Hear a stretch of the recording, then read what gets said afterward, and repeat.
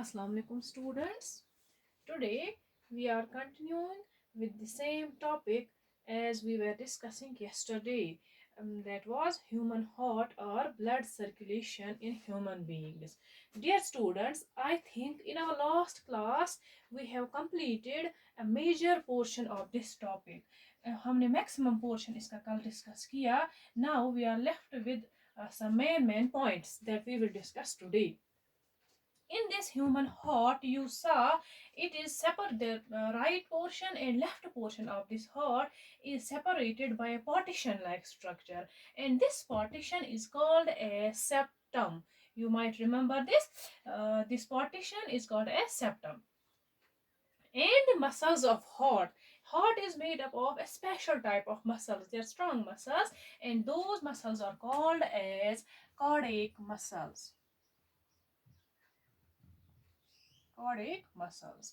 Outer जो covering इसकी होती है, the heart outside it is covered by a protective sheath, a protective covering that is called as pericardium.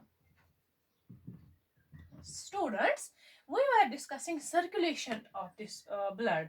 In our last class, I told you how this blood from different body parts is carried to this heart, and then from heart to lungs, and then from lungs back to this heart, and then from this heart to different parts of our body. आपने ये समझा होगा, you might have understood this thing कि जो ये blood होता है, it passes through this heart 2 times. 2 बार इस heart से होके गुजरता है. How?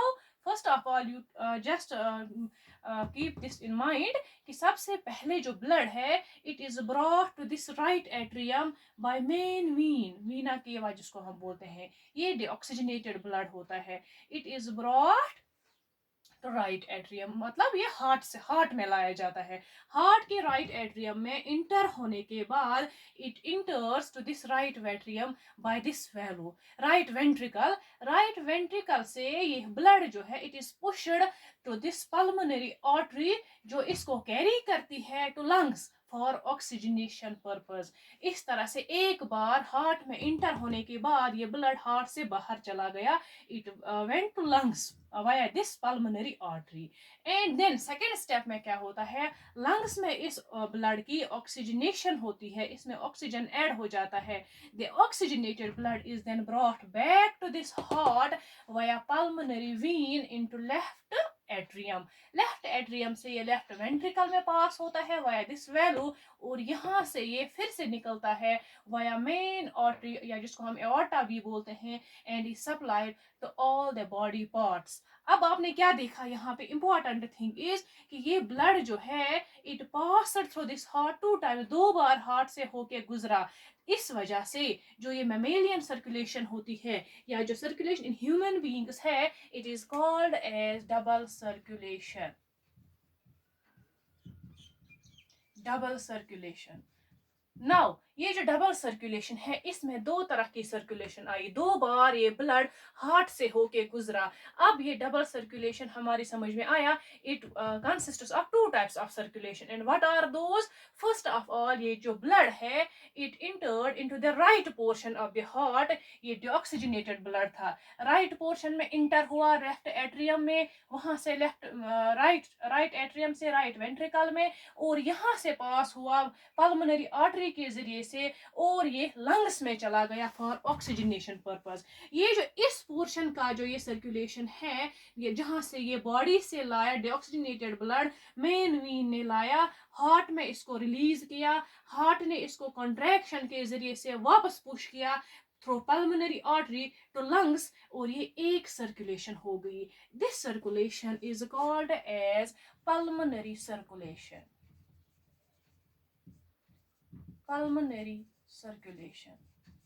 एंड सेकेंड जो सर्कुलेशन होती है, हार्ट से ये ब्लड ऑक्सीजनेट हो जाता है, and after oxygenation it is brought to this heart via pulmonary vein and is released in left atrium, वहां से लेफ्ट वेंट्रिकल में आता है।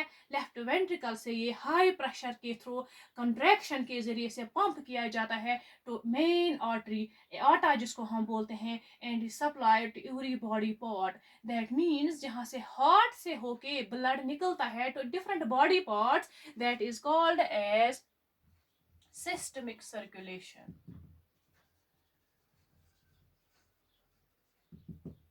That means there are two types of circulation. ये सर्कुलेशन की बात हुई कि जो ये सर्कुलेशन होती है it is called as double circulation. अब कुछ ऑर्गेनिजम्स ऐसे होते हैं जहाँ पे सिंगल सर्कुलेशन होती है, जैसे कि फिश में होता है। फिश का जो हार्ट होता है वो टू चैम्बर्ड हार्ट होता है, वहां पे लंग्स वगैरह नहीं होते हैं। टू चैम्बर्ड हार्ट होता है, हार्ट से ब्लड निकल के गिल्स में जाता है फॉर ऑक्सीजनेशन पर्पज, और गिल्स में जैसे वो ऑक्सीजनेट होता है फिर से वो वापस आके फिर बॉडी को सप्लाई किया जाता है। वहां पे सिंगल सर्कुलेशन होती है क्योंकि वहां पे लंग्स की इन्वॉल्वमेंट नहीं होती है, वहां पे पल्मोनरी सर्कुलेशन नहीं होती है, दैट इज सिंगल सर्कुलेशन। ये सर्कुलेशन की बात हो गई। अब जो एक और चीज है, ब्लड प्रेशर इसमें आता है। Blood pressure, blood pressure is of two types, systolic and diastolic.